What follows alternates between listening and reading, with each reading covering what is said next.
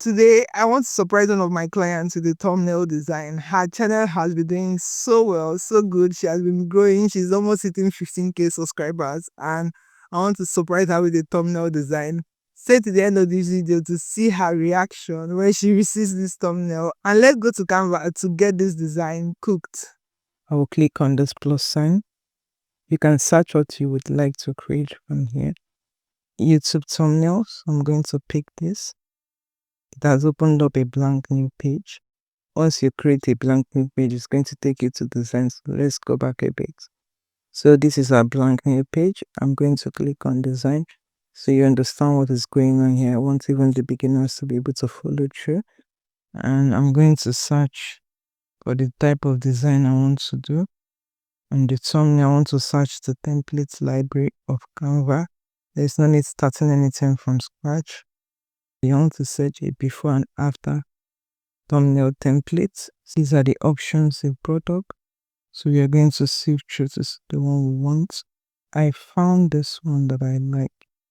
You can go through all of them to see one that you like, but I particularly like this one. So I'm going to tap on the templates to use this. Once this opens, I'm going to click on the text element to start editing. Now let's click on edit here and type in the text we want. I'm going to click on this new page to bring in a gradient background I created. So I'll be going over to my project to copy this gradient background. There's no need to be creating that. So I'll click on designs and go over to my thumbnail designs. I'll open that up and copy the particular page I want into this page. And I'm going to clear out all these SSs. I'll delete the frame and I will delete this text box. Now I will rotate the gradient background to be positioned correctly how I want it to be positioned in the page I'm copying it into. Once I have that, I'll click on the three dots and go to copy, and I'll go back and I'll go to the first page and I'll click on any elements, click on the three dots and paste. I created this gradient background with a shape, so I can't set it as a background. We'll go back and go over to our layers. Let's move this gradient background to the back. Yeah, and let's click on this brown background and go change the color. Let's change that into a black color.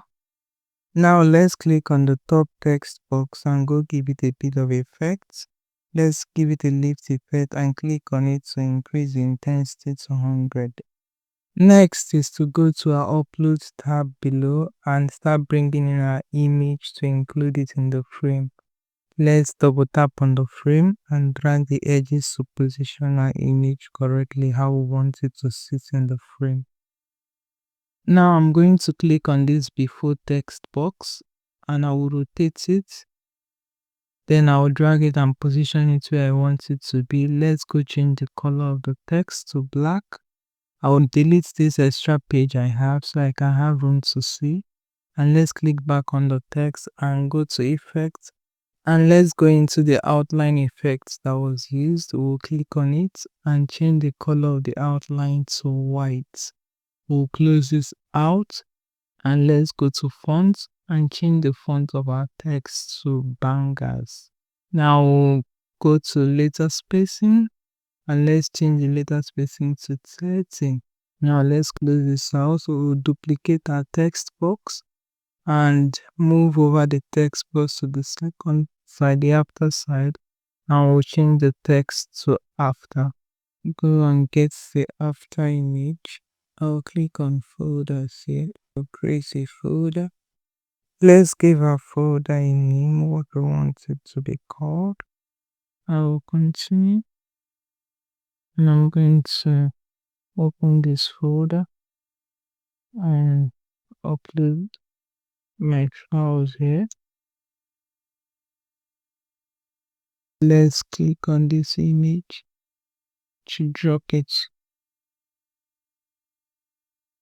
and go to select the foreground and grab it. Now this gives me room to click into this and take this like out. Done.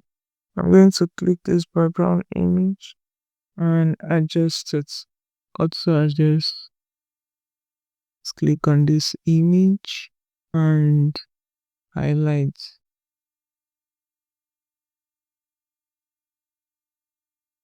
Let's click on the image again and go to adjust. Actually, let's go to shadows to brighten the shadows out. Doing some final adjustments. Our client's YouTube thumbnail is ready. She's going to be happy with this. Let me see if I can extend the font size of this to go higher. And go to position and make sure it's positioned properly. Yeah. Our thumbnail is ready. We're going to go to the share arrow. We'll click on download and take this deliver up to get the best resolution. And click on download.